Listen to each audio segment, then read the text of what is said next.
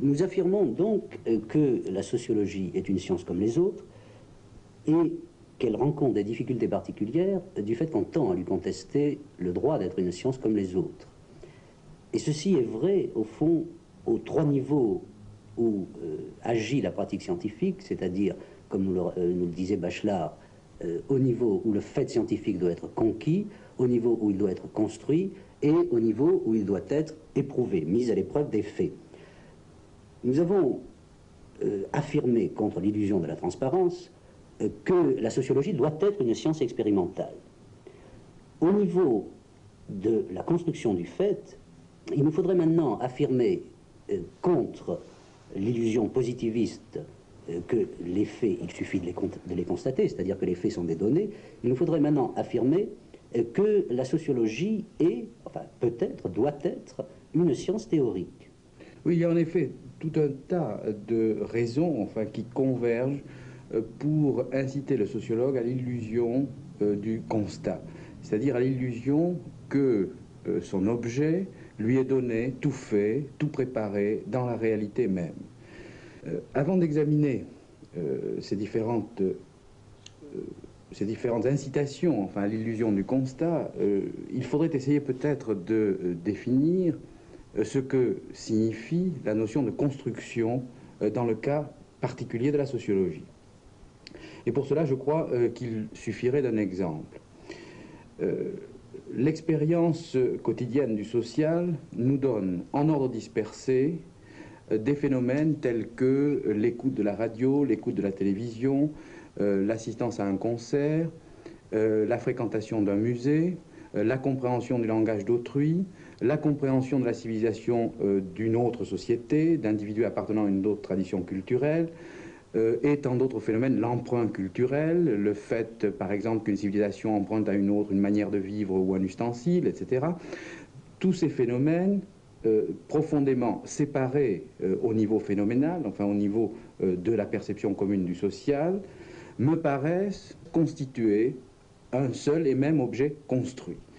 Bon, cet objet construit, on pourrait par exemple l'appeler culture, c'est-à-dire que dans tous les cas, qu'il s'agisse de comprendre une œuvre d'art ou de comprendre l'individu d'une civilisation étrangère, il s'agit dans tous les cas d'engager une médiation, d'engager un code par exemple, pour employer un terme simple, qui est ce qui permet le déchiffrement de cette œuvre. Bon, on voit là un exemple de construction d'objets qui apparente, la sociologie, qui s'apparente aux constructions d'objets que réalise la science physique. Et dans une certaine mesure, de la même façon, et je dis bien dans une certaine mesure, et toute chose égale d'ailleurs, de la même façon que Newton, rapprochait des phénomènes séparés phénoménalement, à savoir la chute des corps, le mouvement des planètes et le mouvement d'un projectile, de même, le sociologue cesse d'être l'objet, d'être manipulé en quelque sorte par son objet, cesse de se laisser imposer son objet par la réalité objective lorsqu'il substitue une théorie, disons, de la communication à la pure et simple description de phénomènes aussi disparates que ceux que j'ai énumérés. Oui, toujours avec cette différence qu'il est infiniment plus difficile d'apercevoir et surtout de mettre en œuvre la distinction entre l'objet réel, l'objet qui se donne à la perception, et l'objet construit, au terme et à travers un travail théorique, par exemple, en sociologie que dans les autres sciences. Autrement dit, ce serait à peine la peine, si nous entendions parler des sciences de la nature, de montrer que le physicien ne travaille pas sur les objets de la perception, et qu'il les construit en rupture avec les objets de la perception. C'est fait depuis le XVIe siècle, par exemple, dans l'histoire de la science physique. Mais le problème qui nous occupe, c'est justement qu'en sociologie, chacun est persuadé que ce sont ces objets aisément reconnaissables. Les gens prennent des vacances, il y a des jeunes et ça pose des problèmes parce que les jeunes sont délinquants, en tout cas il y a de jeunes délinquants. Ces objets qui se donnent directement, et puis surtout qui se donnent avec tout le poids de ceci qu'ils apparaissent comme des problèmes sociaux urgents à résoudre, font que, puisqu'ils sont des problèmes sociaux, on a la demande publique tend au fond à les repasser aux sociologues comme objets sociologiques. C'est la confusion entre problèmes sociaux et objets d'études sociologiques. Il faudrait affirmer assez fortement que les problèmes sociaux ne sont pas en tant que tels les objets construits du travail et de l'explication sociologique. Oui, donc c'est tout un ensemble d'objets préconstruits qui ont reçu une définition sociale et dont la sociologie d'ailleurs peut rendre compte que la réalité sociale propose aux sociologues. C'est-à-dire que la réalité sociale s'avance vers le sociologue avec en quelque sorte la prétention à détenir sa propre théorie. C'est pourquoi la rupture avec cette théorie qui est en quelque sorte inhérente à la réalité sociale suppose un coup de force théorique, enfin beaucoup plus difficile, nous semble-t-il, dans le cas de la sociologie. Difficile en ce sens qu'il ne demande peut-être pas, enfin cet héroïsme qui est la rupture avec la géométrie euclidienne dans les géométries non euclidiennes, c'est pas une rupture aussi éclatante du point de vue théorique, mais c'est une rupture toujours recommencée. Et je crois que là, il faudrait parler du langage, parce que si la rupture avec la sociologie spontanée est l'effort pour construire les problématiques proprement sociologiques, on n'en a jamais fini en une fois, c'est-à-dire que dans tout travail, à tous les moments d'un travail de recherche, il faut sans cesse remettre à la question les idées sur lesquelles on pense, les mots qu'on emploie pour penser, etc. C'est parce que la tâche de rupture et de construction est une tâche qui, en sociologie, est toujours à recommencer contre les infiltrations de la sociologie spontanée qui passe par le langage étant ici l'instrument de cette infiltration de la sociologie spontanée dans le discours savant. Oui, alors, et le discours savant reprend à son compte un certain nombre de catégories de découpage de la réalité. Par exemple, il existe une division du travail sociologique selon les catégories de sociologie du travail, sociologie du loisir, sociologie des moyens de communication moderne, etc. Autant d'objets qui sont communs au sens commun et à la science qui devrait être en rupture avec le sens commun. C'est un peu comme si on affirmait dans les sciences physiques que la vraie classification des sciences physiques se fait entre sélénographie, océanographie, géographie, aux sciences de la Terre, par exemple, c'est-à-dire selon les objets réels qui, en tant que tels, appartiendraient en propre à une discipline et la définiraient. Et alors, plus profondément, c'est tout l'ensemble des schèmes de pensée qu'utilise le sens commun pour rendre compte de ses expériences sociales que le sociologue risque toujours de laisser s'introduire dans sa science. Et par exemple, le vocabulaire charrie tout un ensemble de présupposés sociologiques. Le sociologue doit donc opposer une vigilance particulière contre toutes les infiltrations du discours commun et de l'expérience commune du social. En effet, le discours commun s'impose avec une force tout à fait particulière dans la mesure où les objets préconstruits qu'il propose ont pour eux toute la force que leur donne la société qui les véhicule. Lorsque le sociologue reprend le concept de loisir, c'est tout un ordre social qui est derrière ce concept et qui le lui propose. Et d'autre part, les notions les plus élémentaires de la sociologie sont toujours chargées d'une philosophie du social qui est celle du sens commun.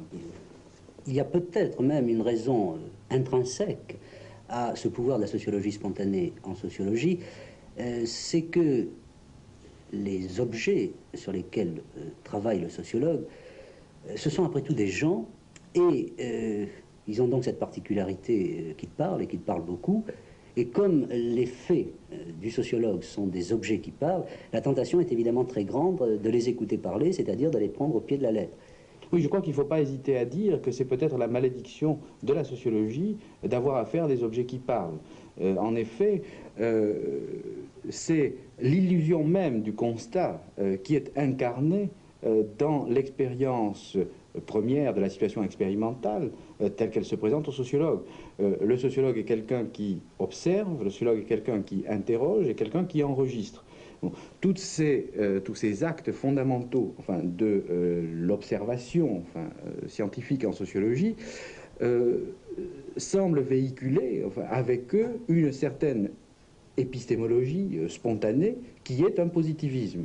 Et je crois qu'il ne serait pas forcé de dire, enfin, que, étant donné le rapport particulier que la sociologie entretient avec la forme commune, enfin, de la sociologie, c'est-à-dire avec la sociologie spontanée, elle est en quelque sorte condamnée à osciller perpétuellement entre deux obstacles épistémologiques fondamentaux et entre deux formes d'erreurs épistémologiques. D'une part, l'intuitionnisme qui est dans le prolongement de l'illusion de la transparence et de l'illusion de l'immédiateté, et d'autre part, le positivisme qui est dans le prolongement de l'illusion du constat, de l'illusion que les faits sociaux sont des données dont on peut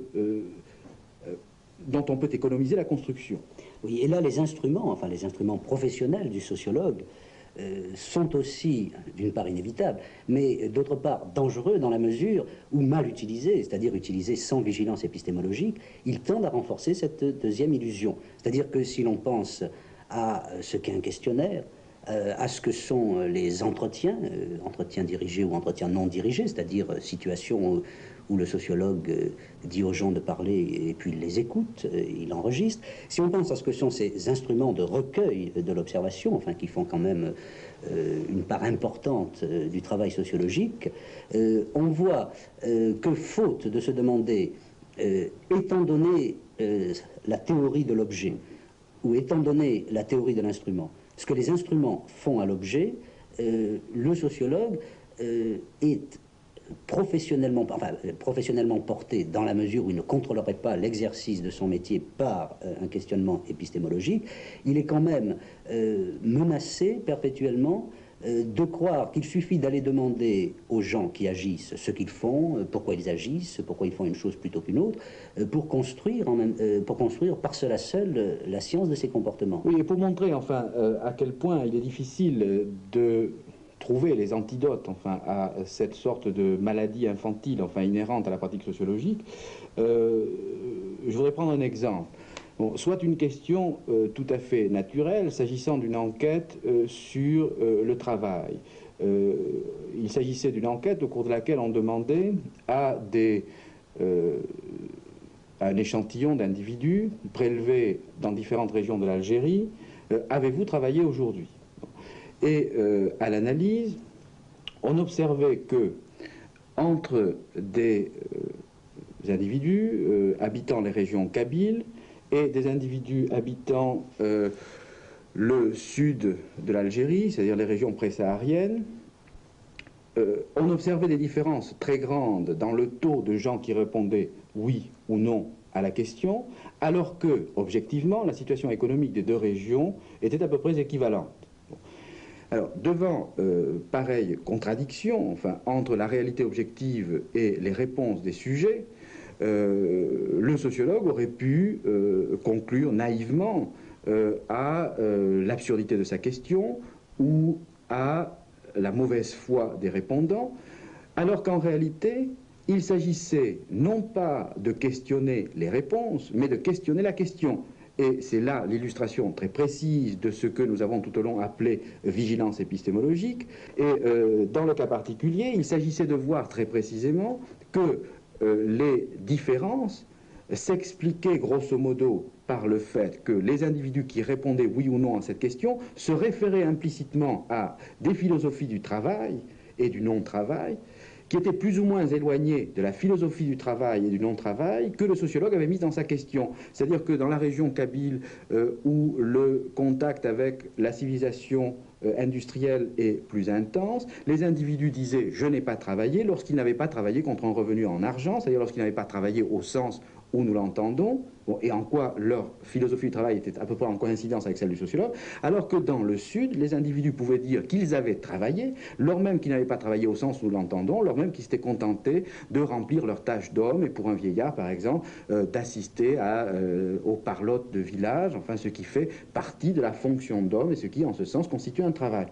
Bon, on voit là donc comment le retour réflexif, enfin, sur la signification des instruments et sur l'efficacité propre des instruments est la condition de la construction réelle de l'objet, faute de quoi on construit l'objet sans le savoir, c'est-à-dire que l'objet préconstruit s'impose, ou bien il est construit selon des présupposés. D'ailleurs, c'est de toutes les opérations du travail sociologique qu'il faudrait redire la même chose, c'est-à-dire non seulement du fait de poser une question dans un questionnaire, mais de ces actes généralement présentés comme subalternes et du coup laissés souvent dans l'organisation de la recherche à un personnel Lui-même subalterne, à savoir le codage, enfin, c'est-à-dire cet acte si simple qui consiste, pour que l'information recueillie soit susceptible d'un traitement statistique, par exemple, à la faire passer dans un autre langage, qui est celui, par exemple, qui permet de construire les tableaux ou aux machines de traiter ce matériel. Donc le codage et même l'acte qui semblerait le mieux illustrer l'image positiviste de l'enregistrement, le fait de faire un entretien non directif, c'est-à-dire d'aller chez quelqu'un et de l'écouter parler, de l'inciter à parler, et sans même donner de thème directeur à la conversation. Si l'entretien non directif, enfin, jouit d'une telle faveur, c'est peut-être qu'il incarne prototypiquement l'image positiviste de l'enregistrement sans présupposé, alors que, de la même manière, il serait facile de montrer ce que signifie de différent du point de vue sociologique ce simple fait de parler sans direction, suivant le groupe social du sujet auquel on s'adresse, suivant l'image sociale qu'il se fait de l'enquêteur parce qu'il le situe aussitôt comme appartenant à son propre groupe social ou non. Autrement dit, c'est à propos de toutes les opérations du travail sociologique que la vigilance épistémologique, pour que le sociologue sache vraiment ce qu'il fait, doit engager ce questionnement théorique sur ce que sont les instruments et sur ce que sont, sur la manière dont on doit construire les problématiques en fonction de ce qu'on se demande. Oui, c'est-à-dire que le sociologue doit engager dans le moindre de ses actes techniques, fabrication d'un questionnaire, codage, analyse d'un tableau statistique, etc. Bon, une théorie de la connaissance de l'objet, une théorie de l'objet et une théorie de ce que c'est que de connaître expérimentalement l'objet. Bon, et par exemple, il est évident que si les sociologues confèrent à ce que l'on appelle les questions indirectes, c'est-à-dire les questions qui ont l'air de porter sur A alors qu'elles portent sur B, et qui aboutissent en quelque sorte à tromper l'enquêté. Enfin, si le sociologue confère à ces questions un privilège, c'est fondamentalement parce que il incarne dans le primat conféré à ces questions l'obéissance au principe de la non-conscience. Il faudrait en venir à dire positivement ce que signifie concrètement actualiser les principes d'une théorie de la connaissance du social dans les actes du métier. Pour prendre l'acte justement le plus rudimentaire, celui qui consiste, parce qu'on peut rarement l'éviter au niveau de la vérification, à faire un questionnaire et à faire passer un questionnaire, cela signifie des choses très précises. Par exemple, il y a des questions de questionnaires qui sont meilleures que d'autres. Alors, les questions, de fait, sont meilleures que les questions d'opinion, cela va de soi, mais plus subtilement, peut-être, on pourrait affirmer que les questions indirectes sont toujours meilleures que les questions directes. Et par question directe, il faut entendre des questions qui consistent à demander au sujet, finalement, d'être son propre sociologue. C'est-à-dire, si je m'interroge sur ce qu'est pour un individu donné l'expérience religieuse, je lui dirais quelle est pour vous, monsieur, votre expérience religieuse? Est-ce qu'elle est mystique ou rationaliste, etc. Oui, on pourrait dire que la démarche là, naïve, serait de croire que l'on peut poser au sujet les questions que l'on se pose à son sujet. C'est ça. Et par opposition, et lui poser telle quelle. Et par opposition, la question indirecte consisterait à demander, soit à observer des conduites, ce qui est toujours l'idéal, soit à saisir des indicateurs très indirects, par exemple le fait, allez-vous à la messe en emportant un missel, ou mettez-vous des cierges à la Madone, enfin, etc. C'est-à-dire qu'il faut éviter deux choses, oui. De demander au sujet les questions de poser au sujet les questions qu'il se pose consciemment, oui. Parce que ça consisterait à croire qu'il peut avoir accès subjectivement à la vérité de sa conduite, et éviter aussi de lui poser les questions que l'on se pose à son sujet. Autrement dit, il faut lui poser les questions qui se posent objectivement à lui, Sans qu'il se les pose. Sans qu'il se les pose consciemment. Alors c'est pourquoi, évidemment, j'allais dire c'est tout honneur, c'est probablement faux, mais enfin, ce n'est que par référence au choix d'une recherche, à la connaissance, enfin, au degré auquel on a réussi à rompre avec les prénotions sur le sujet que l'on entend traiter, que les bonnes questions indirectes peuvent commencer à se dégager. Dire c'est tout un art, c'est parler enfin, de la sociologie comme les artistes parlent de l'art. Et en fait, je crois qu'il faudrait dire que la pratique adéquate, enfin, est une pratique dans laquelle le sociologue met en acte les principes fondamentaux de la théorie de la connaissance du social, souvent sans même avoir à se poser la question de ce qu'il fait, parce qu'il a si profondément intériorisé ces principes qu'ils sont devenus en quelque sorte son habitus, enfin, sa façon d'être. C'est ça. On pourrait dire que il y a tellement d'erreurs que l'on peut commettre qu'il faut quand même en éviter un certain nombre par un système d'habitude mentale intériorisé. Parce que s'il fallait, pour éviter une erreur, à chaque fois, en faire la théorie, ce ne serait pas possible. Par conséquent, ce que nous avons appelé théorie de la connaissance du social, cela ne commence à devenir efficace et actif que dans la mesure où c'est intériorisé comme posture intellectuelle. Je crois que pour faire sentir, enfin, ce que c'est vraiment que cette pratique de sociologue, il n'y a pas de meilleure manière que de raconter, bien sûr de façon très artificielle et rapide et sous forme de film accéléré, enfin, les différentes démarches d'une recherche. Bon. Alors, voulant faire cela, on peut, je crois, isoler immédiatement un certain nombre d'opérations. Bon, le sociologue se demande, qu'est-ce que je vais étudier? Je m'intéresse à la perception que les gens ont de l'œuvre d'art et je m'interroge sur les raisons qu'ils ont de fréquenter les musées ou de ne pas les fréquenter. Bon. Ceci dit, il fabrique un questionnaire. Dans ce questionnaire, il injecte un certain nombre d'hypothèses.